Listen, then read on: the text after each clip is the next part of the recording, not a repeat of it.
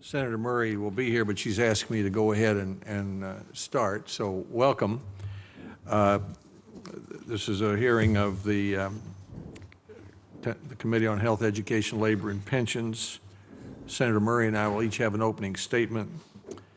Then we'll have our witness testimony. We'll ask you to summarize your remarks in 5 minutes. Then we'll have questions. I need to leave at 10:30 for just a few minutes to go vote in an appropriations hearing, and Senator Enzi will preside during that time. Then I'll be right back. I don't want to miss anything from our witnesses. I've read your testimony. It's very, very helpful.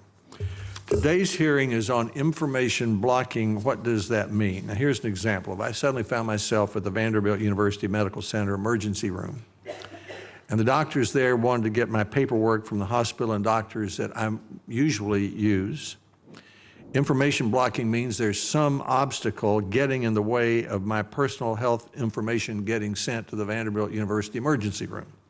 This could happen in a variety of ways. One, could be that my usual hospital refuses to share my information. Two, the electronic systems at both hospitals don't talk to each other. That could happen. Three, could be my usual hospital says it will charge Vanderbilt a huge fee to send my electronic records. Four, my usual hospital might say it can't share them for privacy reasons. That could be our fault here in the federal government. Or my usual hospital won't send them because they cite concerns about data security. So there could be a lot of reasons why I'm sitting there in the Vanderbilt University emergency room and the doctors can't get my medical records. Since 2009, American taxpayers have spent $30 billion to encourage doctors and hospitals to install electronic health record systems through incentive payments to Medicare and Medicaid providers. One of the chief goals was to improve the electronic exchange of a patient's health information between physicians' offices and urgent care centers and hospitals and pharmacies. By encouraging these practitioners to adopt these systems and then encourage the manufacturers of the system to make them able to communicate with one another, we call that interoperability. That way, for example, I could have my physician send my records easily to a specialist who could have had my entire medical history right in front of her before I even had my first appointment. No more printing of papers that I have to go to pick up and bring to my appointment, have added to a paper file, and then re-entered into the specialist's computer. The federal government even went so far as to certify certain systems. So physicians and hospitals generally expected that the certified systems would enable them to transfer records. But interoperability, this communication among systems that's so critical, has been difficult to achieve. Information blocking is one obstacle to interoperability, and I'm interested to hear today from the witnesses the extent to which is a problem, and the extent to which the government may share the blame, and the extent to which the government can encourage interoperability. It could loosely be defined as intentionally interfering with access to my personal electronic health information.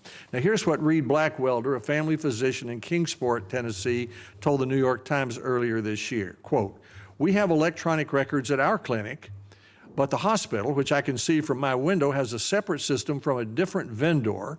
The two don't communicate, so when I admit patients to the hospital, I have to print out my notes and send a copy to the hospital so they can be incorporated into the hospital's electronic records," unquote.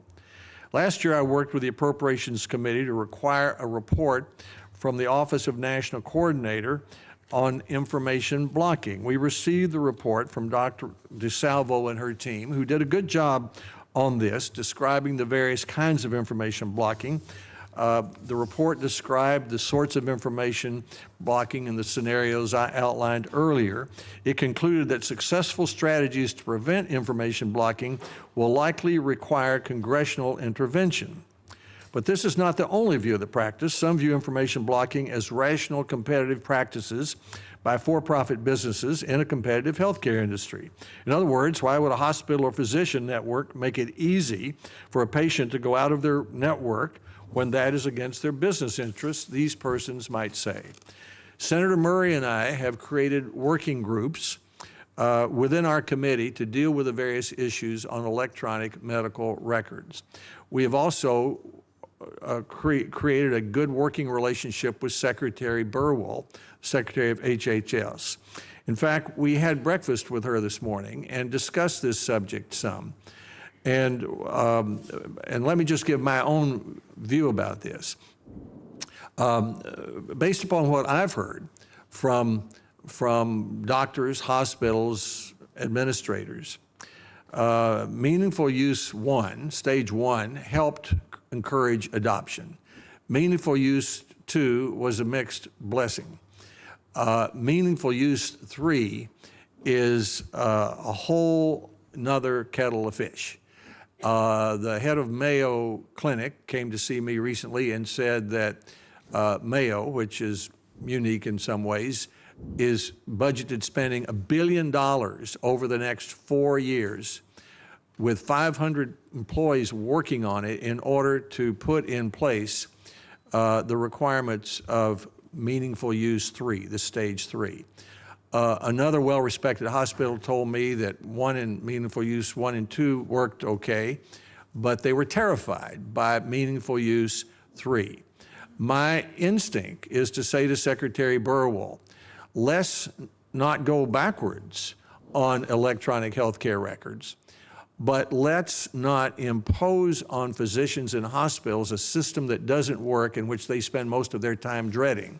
Half the doctors are now paying penalties rather than participate in electronic medical records. We want something that physicians and hospitals buy into that help patients rather than something that they dread. So one of the questions I'll be interested in hearing the witnesses talk about is the extent to which we might want to slow down the implementation of stage 3 of electronic healthcare records, not with the idea of backing up on it, but with the idea of saying, let's get this right before we set 500 employees and $1 billion at the Mayo Clinic at work, implementing a system that's not right and that we then have to change in 2 or 3 or 4 years, or that we impose on physicians and doctors such an onerous system that we get a huge backlash in 2 or 3 years from now and waste the effort that we've made to date. Now, it took a little longer than I normally would in saying that, but this is our 4th hearing on electronic healthcare records. We've got another one scheduled for September and then another one in October.